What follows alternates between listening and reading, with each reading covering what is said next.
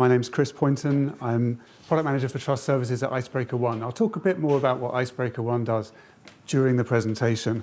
But I'm going to talk about going from sustainability in IT and sustainability in services to sustainability in data governance and the exciting world of data governance as it stands at the moment, and how it can help us get to a more sustainable future. So, digital public infrastructure. Anybody recognise that term? A year ago, probably you didn't, because the rest of the world wasn't talking about it. But somewhere around the end of last year, it got really exciting, and lots of people were talking about digital public infrastructure. So I thought I'd unpack for you what digital public infrastructure is. It is a socio-technical solution. So what it means is it's got bits of society and governance and thoughts and people coming together and designing it, all the way through to really hardcore tech stuff like security and data exchange. And what you need to understand about this is that you need all of those components for a digital public infrastructure to actually work. I'm also going to notice another thing that's happened recently. We've had the Data Use and Access Act. I've just about got used to saying Act rather than Bill on that, passed a mere 2 weeks ago.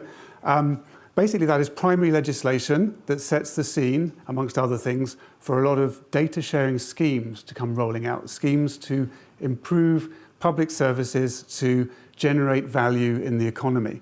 And these are coming hot and fast. The smart meter consent one is actually already running at RECCO, and there are others on other sectors coming out of this bill that we're expecting to see in the next couple of coming months and years.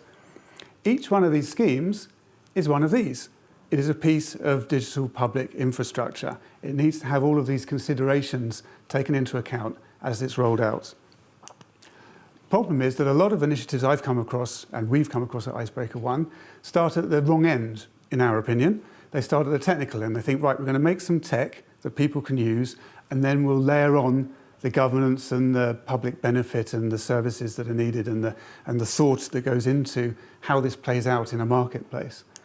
And the important stuff is at the left-hand end of this, the socio end of the socio-technical, because if you don't get that right, that money, the innovation, the consumer confidence, the trust isn't built. The tech can sit there and be unused, and basically unused digital public infrastructure is not much use to anybody. You need people to come along the journey with you. So you need to really concentrate on these. I'll come back to those in a minute, and I'll also explain why I've been talking about all of this sustainability-based data talk. So Icebreaker One, we are a non-profit.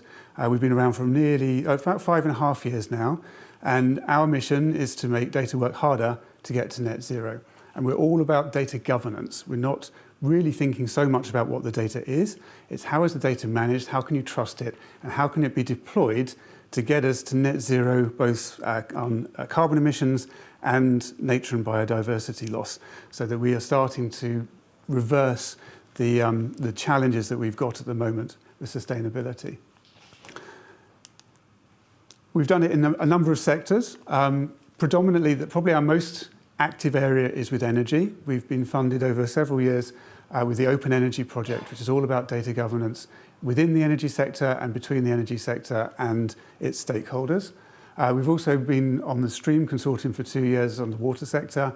We're really pleased we're starting to see work going on in food supply chains, and fairly hot off the presses news that we are starting to work on nature with the Task Force for Nature-Based Financial Disclosures, a UN effort to get better trusted data flowing through financial disclosures related to nature.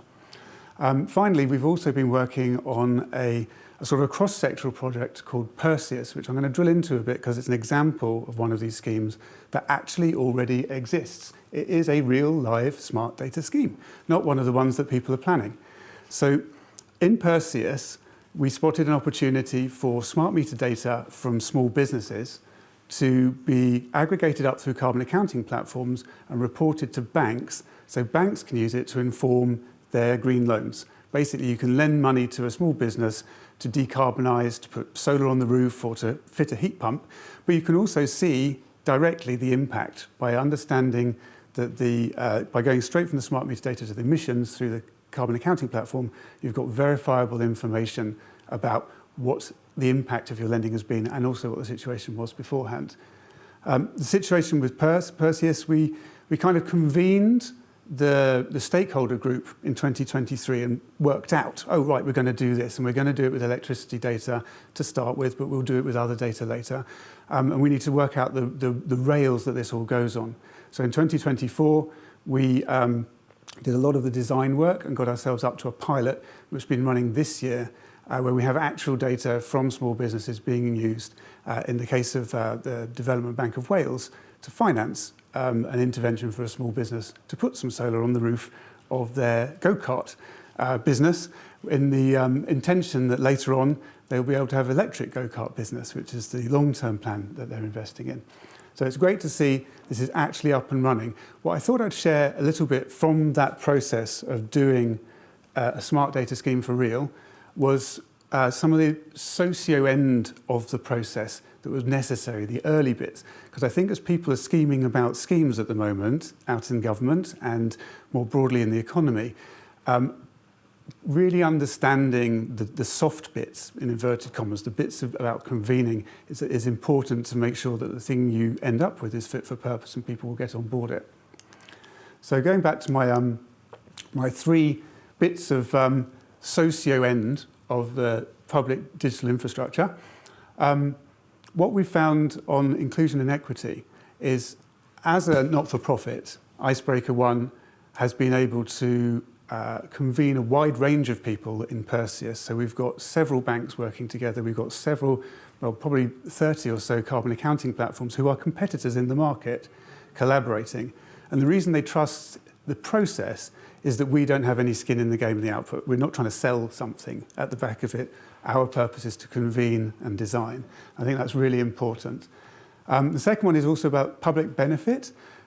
One of the things Icebreaker One holds as a really central tenet is we need use cases to drive what the infrastructure is going to deliver for people. And by use cases, it means actual value being delivered to an end user of the infrastructure. We often get use cases that are technology ones. This technology will do X, but we don't have so many that are about benefit. When you do the benefit and you work it through, you can then work out the legal side and you can work out the value to the participants, and that's deeply important for people to buy into data sharing infrastructure.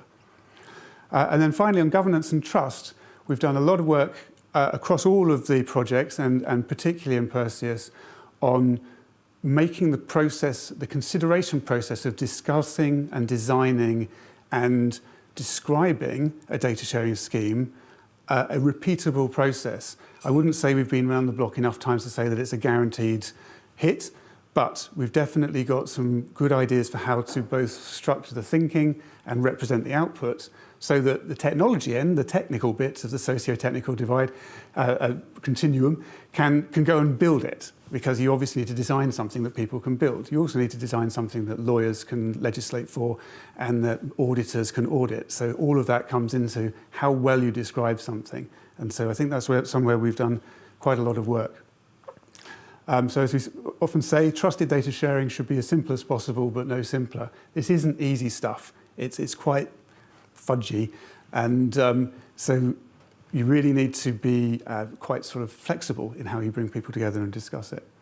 So I guess my call is, if you are scheming about schemes in any way, even if you're scheme adjacent, please talk to us. We have a free network called the Constellation, which is everybody who's interested in this sort of stuff. And our purpose with that is to get people talking about opportunities for data sharing schemes and to learn from one another and to identify collaborative opportunities within that. So please do join that, and hopefully we will scheme a lot of schemes in the next few years, and some of them will get us closer to net zero. Thank you very much.